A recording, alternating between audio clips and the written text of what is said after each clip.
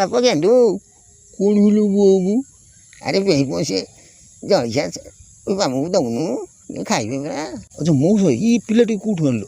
ଏ ଯେଉଁ ଗେଣ୍ଡୁ ଏ ବେହି ପୁଅ ପରା ସିଆଡ଼ୁ ବ୍ରହ୍ମପୁରରୁ ଆଇଛି।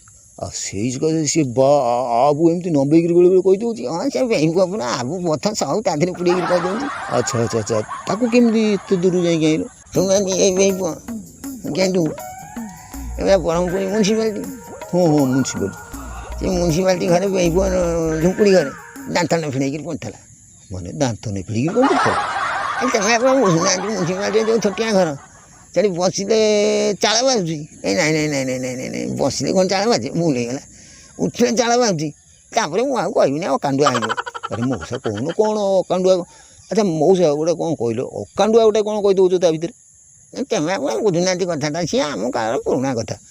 ଆରେ ଅକାଣ୍ଡୁଆ କାଣ୍ଡୁଆ ପୁଣି ଏ ଦୁଇ ପ୍ରକାର କ'ଣ ଗୋଟେ ଅଖାଡ଼ୁଆ ଆମେ ଶୁଣିଛୁ। ହଁ ଗୋଟେ ଅକାଣ୍ଡୁଆ କ'ଣ ଏମିତି କହିଦେଉଛୁ? ଏଇ ଏବେ ଆପଣ ଶୁଣିବେ ଏ କଥା କ'ଣ ଏ କଥାର ଅର୍ଥଟା କ'ଣ ଜାଣିଛନ୍ତି? ହଁ କ'ଣ କହୁନାହାନ୍ତି? ଆଗ କାଳରେ କୋଉଠି ସିନା ସବୁ ଯାକ ଚାଉଳ ଧୋବ ଫର ଧଳା। ଆଗ କାଳରେ ଗୋଟେ ଥିଲା ବୋଳ ଚାଉଳ ବୋଳ ଧାନ, ଗୋଟେ ଛପା ଧଳା, ଗୋଟେ ମାଟିଆ କଂସରିଆ କାଳିଆ ଏମିତି ଥିଲା।